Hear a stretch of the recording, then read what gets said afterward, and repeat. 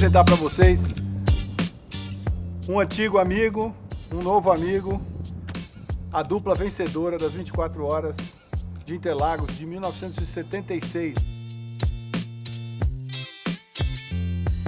O meu pai que sempre se interessava para motociclismo, para motocicleta, principalmente na Bélgica, motocross. Depois, com o falecimento do meu avô, eu peguei a cinquentinha dele e comecei a andar com ele. E sempre com o apoio do meu pai, claro, porque essa foi fundamental, certo? E assim foi evoluindo, sabe, para motocross, tudo isso. Depois participei em corridas de motocross, mas isso foi o início, sabe, do meu contato com a motocicleta. O meu primeiro contato com uma moto foi que minha mãe me proibiu de andar com a moto. Isso é o contrário, né? A primeira coisa que eu fiz, eu comprei uma moto pequena, ela não sabia de nada. Comecei com uma 50, depois foi 125 e assim em diante até a 250 da BMW, que era um cilindro. Mas essa moto vibrava tanto que eu precisava tomar cuidado para não perder os meus dentes. E assim eu vendi ela e comprei a 750/5, que eu depois trouxe aqui para o Brasil.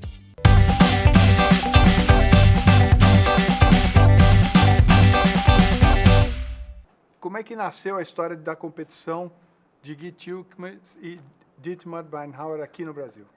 Nós nos conhecemos na primeira nova edição das 24 horas em 1974.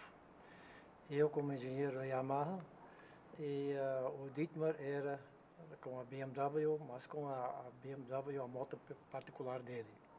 E durante a corrida, quando eu trocava de piloto, eu percebi um cara sempre vir para cá, olhando como um espião. O que está acontecendo com nós? Ele sempre foi de volta, eu não tinha nada de ver, de contar lá. E quem foi esse cara? O Gui. E dessa época eu pensei, como que eu vou tirar ele da Yamaha? Para não espionar as próximas corridas que a gente está fazendo com as nossas motos. Aí fizemos amizade e a terceira vez, a última vez quando participamos das 24 horas e ganhamos, fomos nós dois. Assim a gente ganha, né? O espião pega para cá e não acontece mais nada, né?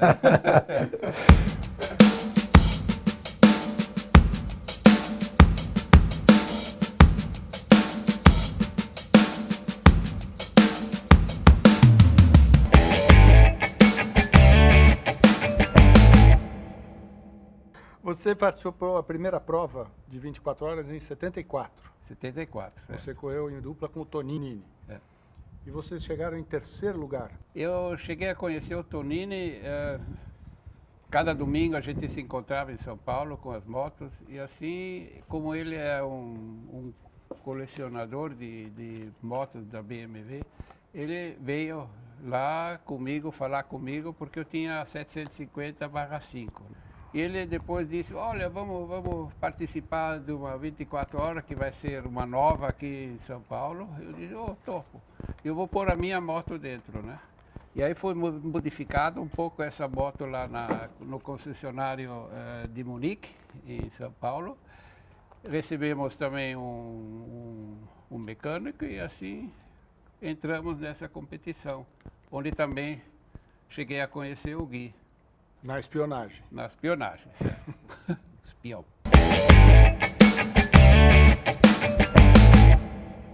Em 75 mudou sua dupla. 75 foi com o Cerdenha. Aí fizemos o segundo lugar. Terceiro, em 74. Segundo. Em 75. E eu já estava com o plano de voltar para a Alemanha. E aí eu vi, vai ser mais uma 24 horas. Em 76, e aí criou aquela ideia com o Gui, vamos participar nós dois?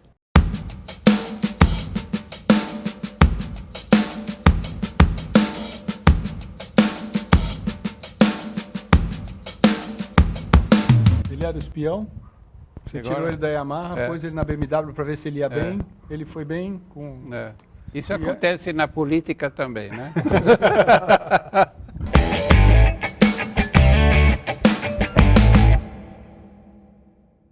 Era uma prova de resistência, bicho diferente. Mas como é que vocês se prepararam para essa competição? Houve uma preparação antes, para que vocês pudessem entrar na pista?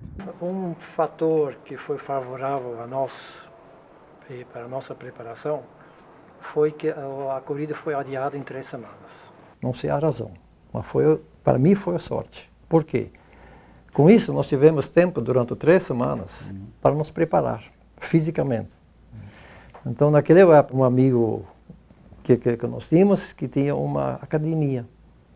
Então, ele convidou a gente para ir lá no Fit Center, lembra? No Fit Center. Ele falou, ele se sentou todos os dias, 2, 3 horas conosco, e nós nos preparando. Posição da máquina, coisa assim, não tem que ficar tanto tempo lá por 2 horas. E fazer exercícios nessa posição, sabe, com as mãos, com as coisas, com tudo, sabe. E essa foi fundamental, sabe, para a nossa preparação, sabe, em conjunto. Eu me lembro, no fim das 24 horas, nós fomos festejar num barzinho, no Chuga Alemão, comemos sauerkraut lá, né? E naquela época a gente queria fazer Prost, né, com uma cerveja. Ele não conseguiu levantar o copo.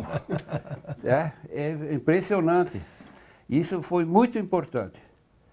A preparação física. A gente dava também importância na equipe. Treinar. Nós até fechávamos lá na frente, lembra? Fechávamos com um corre para não ver a moto lá dentro do box. E nós treinando. Ok? Chegou. Parou. E todo mundo em cima, fazer coisa assim, você tem que verificar isso.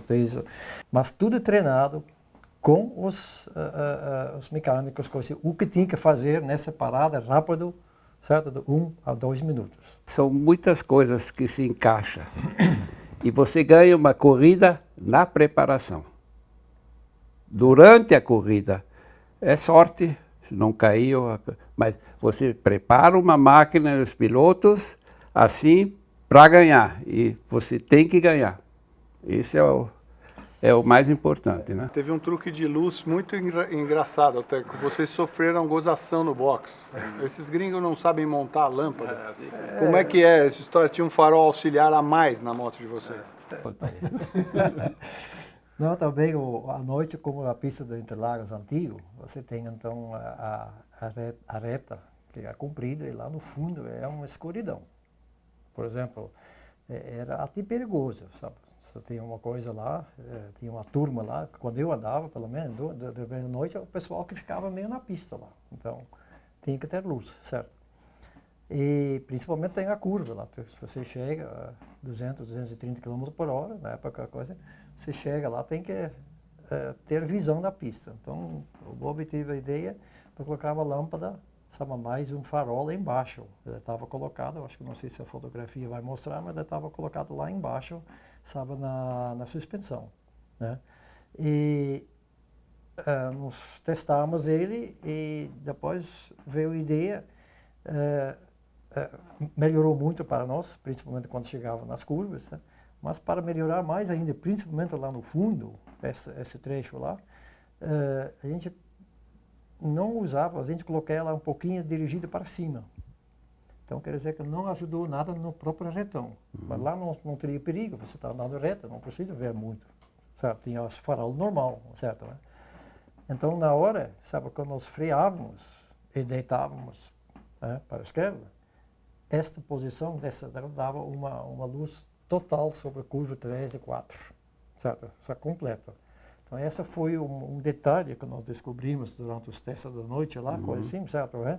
Que foi fundamental também, principalmente para o fundo lá. O restante na frente, curva 1, 2, isso tem as luzes dos boxes, tudo isso não é tão importante, mas lá no fundo é muito importante. Também na junção depois, a mesma coisa.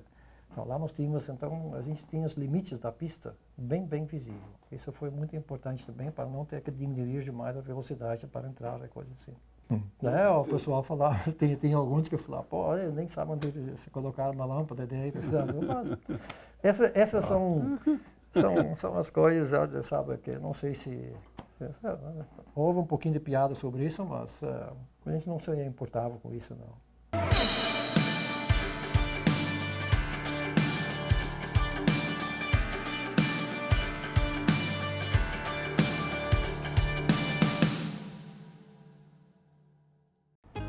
Dietmar, você saiu do Brasil campeão das 24 horas e foi trabalhar na BMW na Alemanha. Você já tinha um contrato assinado. Como é que foi essa chegada lá e o início do teu trabalho?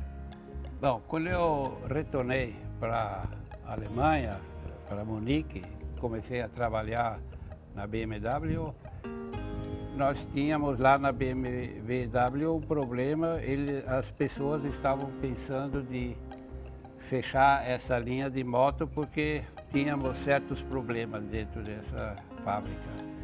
Mas o meu chefe, o Sr. Gellinger, ele pensou e disse, vamos entrar na off-road, porque até hoje fizemos só motos de rua e isso seria uma boa ideia. Então,